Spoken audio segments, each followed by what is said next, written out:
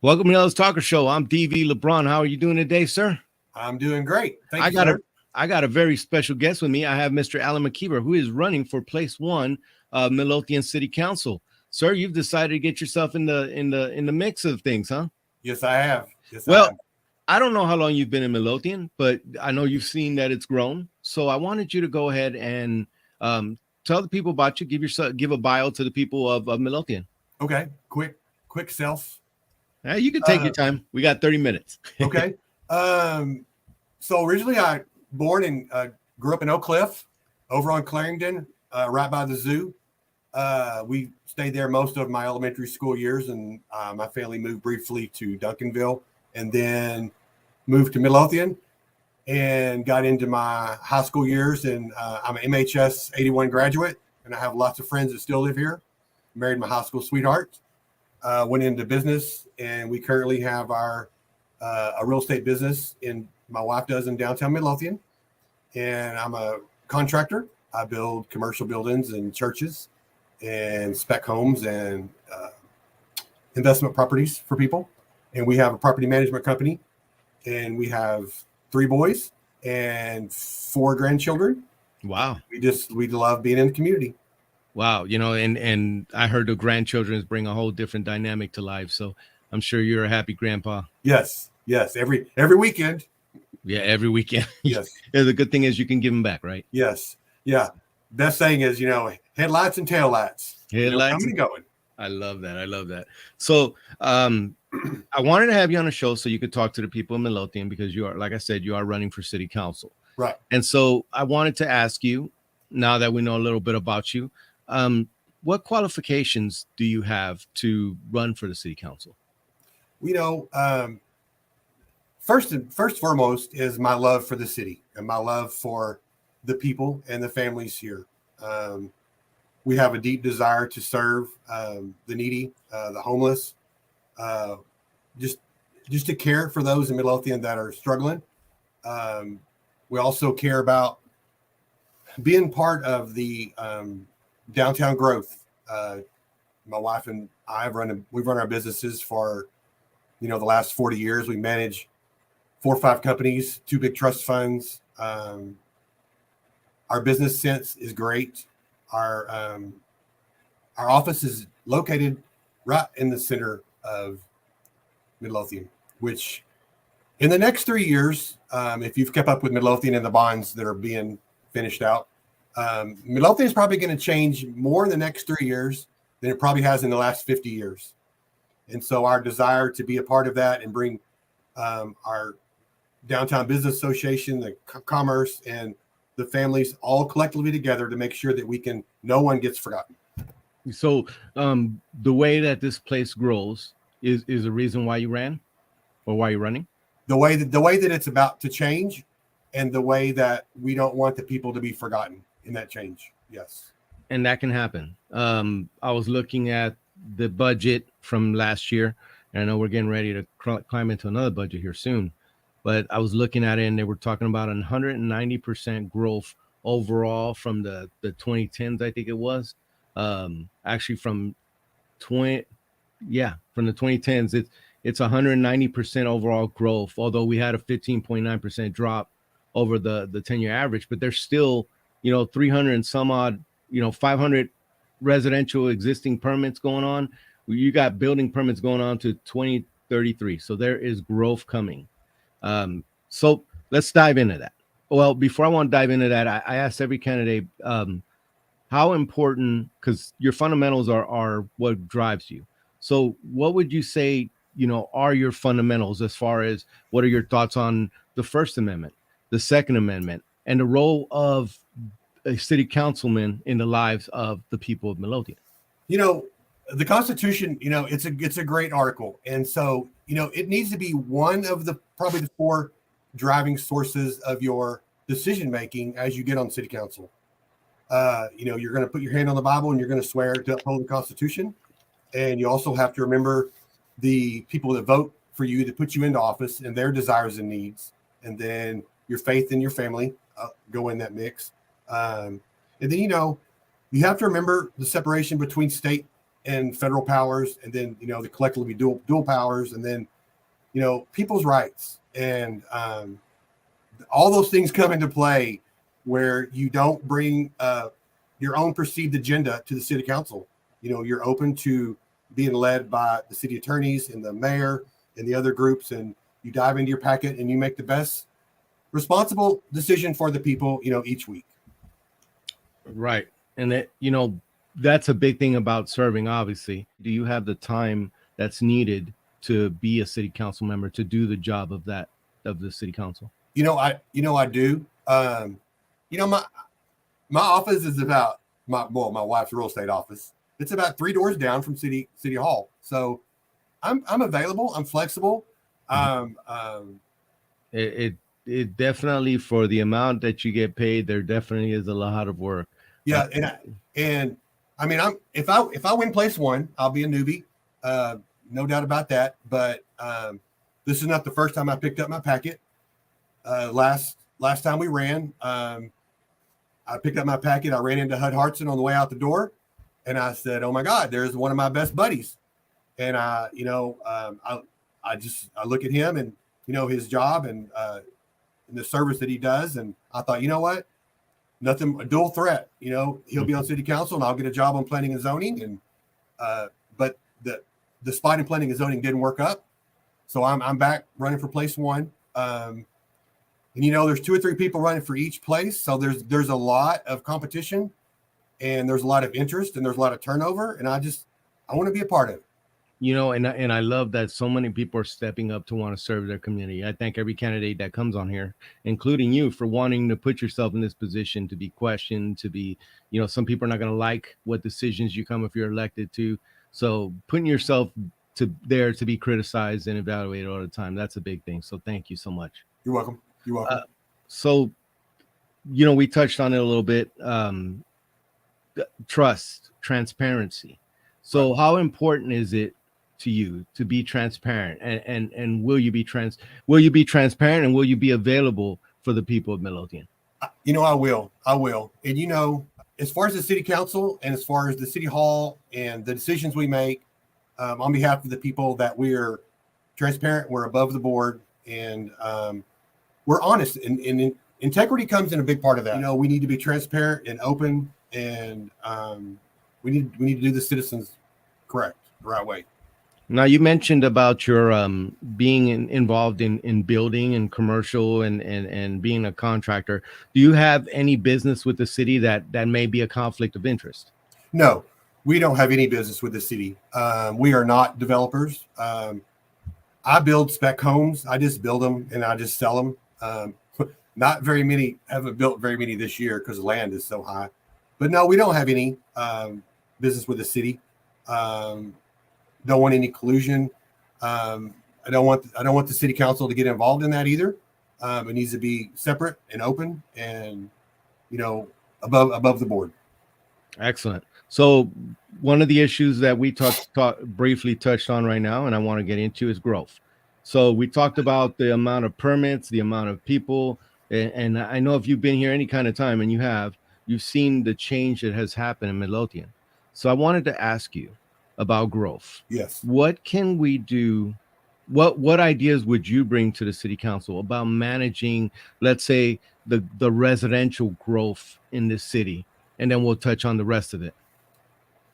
If you look at the permits, if you look at the 500 to 600 permits per year, and if you look at the additional 750 to 800 kids per year we're adding to the school, it's a lot to keep up with, and it's a lot to stay out in front of. And it takes consistent planning for that. And if we're off in our long-term planning by 5% now, you're going to be off by 90% in 5 years. You're going to be way off course. So, I just think you need to scrutinize what's quality and what's quantity when it comes through there. And, I'm not all for these 400 home subdivisions where every, 4 houses have the same brick and same roof and cramming them all in. So, I'm for quality over quantity, but yet we're going to grow no matter what we put on the ground. So we need to scrutinize those items. And it is growing. There's so many houses, like Walnut Grove is getting like whole communities, and Right. they're throwing them together. And I know that during the planning and zoning and all that stuff, they go through like, if we put them 2 feet more, we'll give you a park, and those kind of things happen during planning and zoning and the city council meetings. Is that something that you see yourself kind of trying to tinker with if you're on the city council, Oh yeah. maybe so that they can do more infrastructure or etc.? Yes. We have subdivisions now that were platted and approved and built out, and I don't see the parks that were promised. I mean, I see empty green space, and there was a park on the original planning and zoning, and I don't see a park. And families need to come first in these communities, and we're going to have communities and we're going to have growth. But what does quality mean in that? I mean, does it mean wide enough roads where you can get a fire truck through, and the kids don't have to struggle to get across the street? And did we have parks, and we have plenty of walking and room to grow? So, I haven't been involved in a lot of those, but I can bring my perspective to what I think needs to happen for the families. So one of the things that you've noticed or that you see in Midlothian is that it became a little bit of a bedroom community.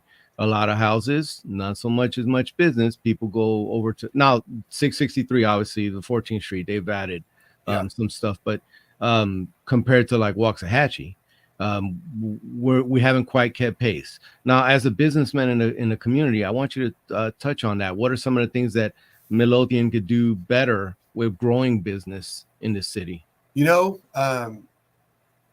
a couple of aspects to that. The first aspect is it's so darn expensive to put a business in. To be a entrepreneur, to be self-employed and try to open a business, 8 out of 10 businesses fail. So people are kind of skeptic. There's not a lot of lower end lease spaces for small businesses, for contractors, developers, graphic designers to have a spot in Midlothian. So it's going to start with some affordable office space that grows into some affordable, work jobs. It's a small thing that just has to start. The snowball has to start early. Yeah, there's definitely, because a lot what I've noticed, like with talking with Waxahachie and others throughout the years, is some people really want to make it a place where you can live, work, play, everything right here in the city. Is that kind of something that you envision with managing this growth? It is, and as I talk to parents and talk to parents and talk to parents, the thing that they'll say is there's nothing for our kids to do. There is nothing for our kids to do. Well, we just finished the large park in the large playground and park in the amphitheater, and we do the summer series. We started the parks department started the music series this last summer, and it's great. But I mean, we need a bowling alley, we need a skating rink, we need an arcade center. We need all those things for kids. But where are we going to put them? I mean, I need 3 acres.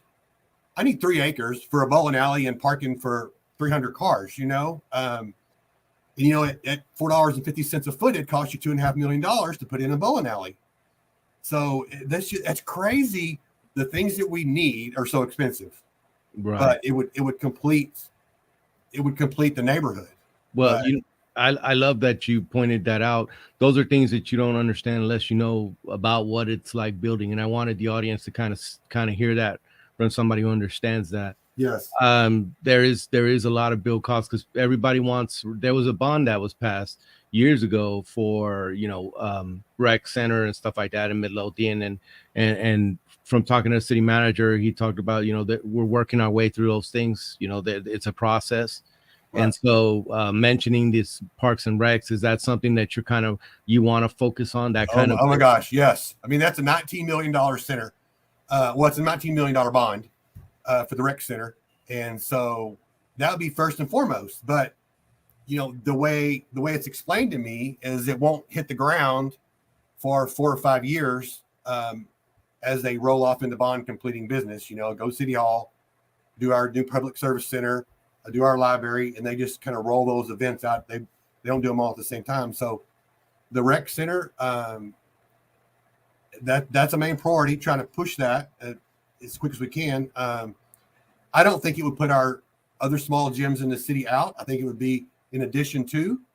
It would be an event center, be more for small kids. The possibility of the YMCA managing it so the city doesn't have to staff it.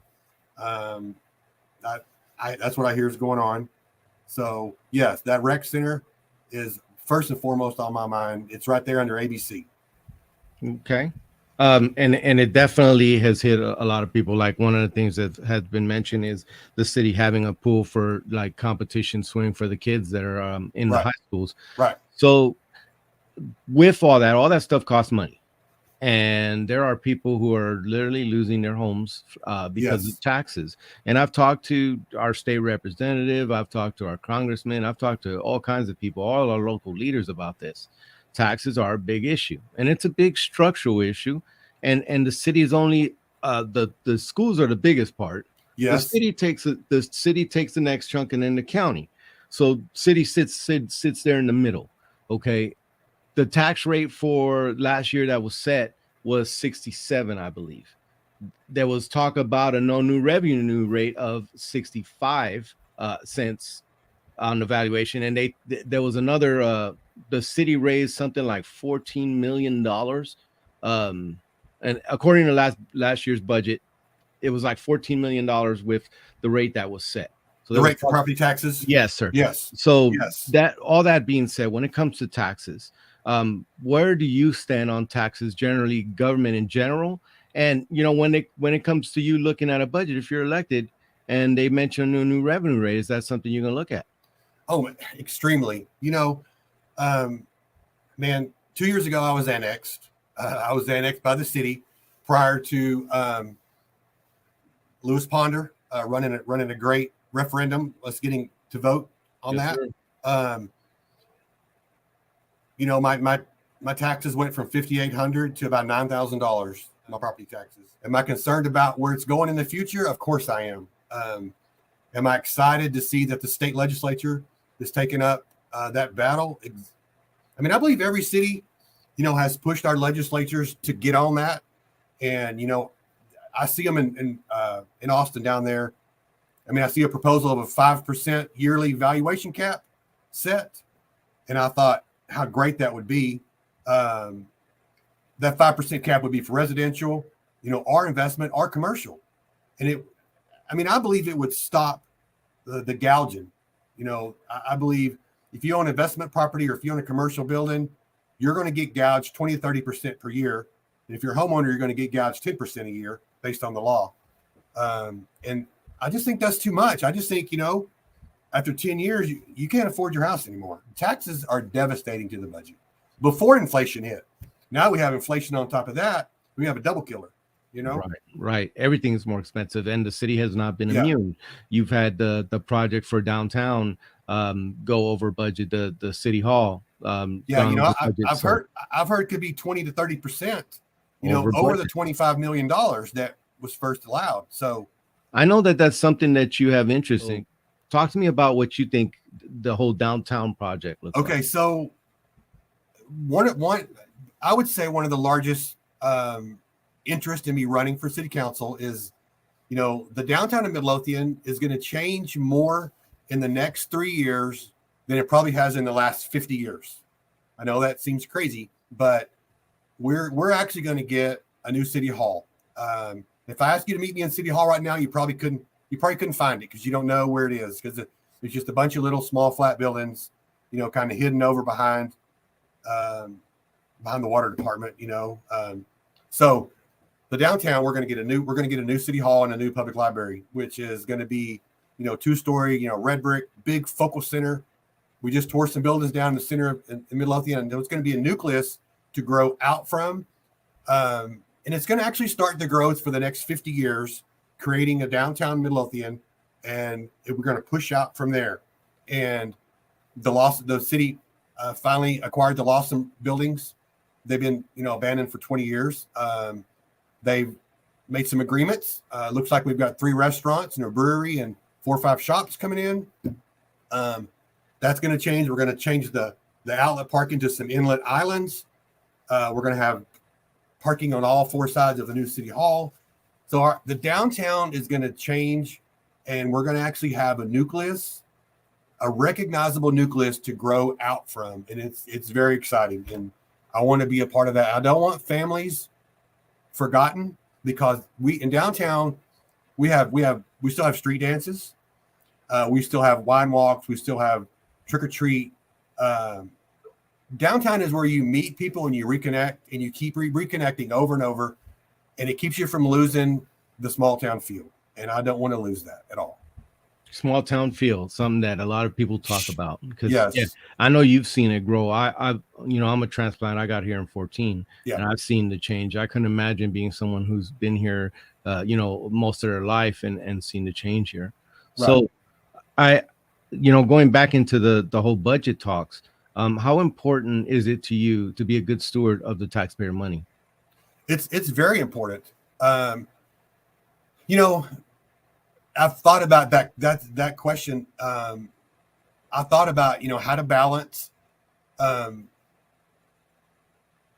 people's needs and their welfare with the rights of the Constitution of the state and the city bylaws and the ordinances of property rights. And so that's going to be very tricky to do the people correctly and still stay in my lane of what I have authority to vote on. Yes or no. I don't want to raise taxes. I want to reduce them. I want to reduce the tax rate, by 10 cents. I mean, I would love to do that. Will the city go along with that? No, they won't. I've proposed that before, and their response is, well, how many firemen you want to lose, or how many policemen you want to lose? I'm like, well, I don't want to lose that, but let's talk about value shopping, some materials, or value shopping some streets. But then, cost, it is what it is. I mean, we're doubling the size of our waste plant. I'm kind of learning that the city is in the bond business, sell bonds and grow and complete bonds, sell bonds, grow and complete bonds. So I just have to figure out, like, even for the school district, we don't have to have a $65 million school. We could have a $45 million school that would house the same amount of people. And I've sit with some friends in Red Oak, and I'm like, why your school bonds keep getting turned down? Mm-hmm. Like, I see you going down in flames over there. Red Oak is in trouble. Yeah, you're in trouble, and your kids have nowhere to go, and parents are bailing out, and I mean, I don't want Midlothian to be like that. Being responsible with your money is going to be first and foremost on my mind. That's and I'm sure that taxpayers value that, because yes. We talked about, people are struggling. It's inflation and everything's hit them, and then the tax bills and then there's stuff that the city needs, and balancing that is very important. So the roads are definitely something that's an issue, and there's a lot of it are state roads around here, but some of them do belong to the city. And then you have like the 1387 expansion, and how they changed the plan to cut through, like down by Long Branch back through Black Champ, and it's going to cut through homes and cut property and stuff like that. Right. What are some of the things you'd like to see when it comes to roads, and are you going to be paying attention to what TxDOT is doing? Oh yes, I am, and I've been on several meetings as a bystander. I go to a lot of city council meetings, and I watch the rest of them online. But when I ask about the city and TxDOT, they're like, well, TxDOT, they'll get it when they get it. You get it on their schedule, not yours. And the city they definitely don't want to spend money on a road and have TxDOT tear it up. But we do have a $35 million bond package to. We've got about 5 or 6 designated roads that we're widening and we're correcting. Ashford Lane, Mount Zion, 14th Street. So, I mean, I don't get to walk Waxahachie a lot, but a lot of Midlothian roads, they're kind of narrow and they roll off on the sides, and they're really unsafe for kids. Hopefully we're using those bonds to tackle those roads to make them safe for kid travels, because, as we're, getting 3,000 to 4,000 kids in our high school, I would attack the roads, the narrow roads that, roll off with no shoulder, keep our kids out of the trees. I'll be definitely paying attention to that. How important is it to have a good relationship with the other city councilmen, if you are, and women, if you are elected? I think it's very important. I think it's very important to have those discussions before city council and outside city council of, where do you stand on this and where do you stand on that? And, like I said, I'll be in place one and I'll be looking for direction of how they're going to vote and what they've seen come through planning and zoning before and what the long-term outcome is. I'm extremely excited for Mr. Kaufman to move up in the mayor's spot. That leaves his spot open. So there's some seniority there that I'll pick their brain and learn. So it's very important for them to trust me, to share that information with me and help me grow in that aspect. Definitely. And Mr. Kaufman is going to be on the show. We're going to talk to the new mayor-elect. That That's is awesome. a good pick. He's a friend of the show and good man. Awesome. I also want to thank the Marine and great man, Mayor Reno, for his service to the city of Midlothian. Yes. I've gotten to know him, and as a brother in arms, I have so much respect for him, and I want to thank him for serving his community. Yes, for sure. I've talked with the chief of police. I've talked with the Sheriff Norman. I've talked to several law enforcement agencies throughout the county, and we talked about some of the things that they're starting to see here, like fentanyl, sex trafficking, human trafficking. There's all the things that are hitting these big cities are Midlothian is not immune to. Right. So I want to know, can the police depend on your complete support? That's a great question, and most people don't know. The police department, that is a passion of mine. 100% support. 100% support. I love the new public safety center. People get irritated. You might get a ticket in town, and you might see, a highway truck pulled over, and they're doing this, the safety meetings on the trucks. But that's just a small part of the inherent right that we have to feel safe in our community. We have one of the most caring police forces, and we have a great leader in Mr. Smith. During COVID, our churches weren't meeting, and it was really hard to stay connected to the community in the neighborhood. So I had a men's Bible study at my house. We did the Kingdom Man, Right. And Carl Smith, he came to our meeting several times, and he talked about giving into the life of somebody making bad decisions, and he talked about sharing wisdom, and he just said, you can never share enough into someone's life that it doesn't make a difference. And he said, he'll get a phone call like 5 years later or 10 years later, and he'll say, hey man, you turned my life around, and I want to thank you. And I've got a family now, and I got a house now, and I've got those things right there. And it just will lift your spirit to know that we have a man running our police force that really cares about the community. Right. And yeah. It's an awesome, he was a great leader in our Bible study, and happy to see him get a top-notch facility. I mean, I'm talking, we're going to have, a techie, 911 call center. We're going to have counseling sessions. We're going to have a chaplain. We're going to have rooms for all kinds of, investigative work. But, our city is big, and we're getting problems, and we're getting a lot of people. And, our night shift officers are having to work a lot now. They didn't used to. I pray for them every night when they go out. But that comes with growth. Problems come with growth, and we just have to handle them accordingly. Yeah. No. And Mr. Smith, or Chief Smith, my interview with him was pretty cool. I have an immense respect for the man. I think he's top notch in character, and second to none. And then you have officers like Chris Douglas, who's out there doing big things for his community. We really are blessed with a good police department. We really are. So this is your time to talk to the people of Midlothian and let them know why they should vote for you. Okay. Well, I'm a longtime community member. I'm active in the community. We care about the people in Midlothian. I just feel like bringing, a loving, caring part to the community and to the city council, along with, fighting your property appraisals and, fighting for the roads and fighting for the downtown. It's a challenge, and I would love to serve and donate my time. And I don't want you to think that you're a family and you'll be forgotten and you'll be lost in those conversations. And I'm a great mediator, so I would love to have any discussion you have about an upcoming vote or need. I'd be available for all that, and I think I'd be a great candidate for place one. Well, I do appreciate you coming on and talking about these issues. We covered just about all of it. Yeah. And the people in Midlothian like to know who wants to run their city and their community. Right.